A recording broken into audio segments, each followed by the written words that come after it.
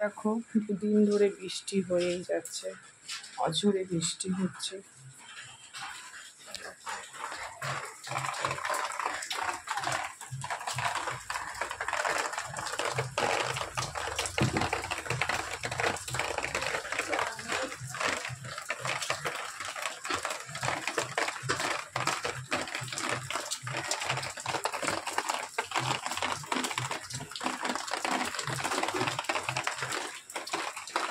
আকাশে এখন মেঘ অতটা দেখা যাচ্ছে না, তবে গাছগুলো কেমন তরতাজা হয়ে উঠেছে বৃষ্টির জল পড়ে।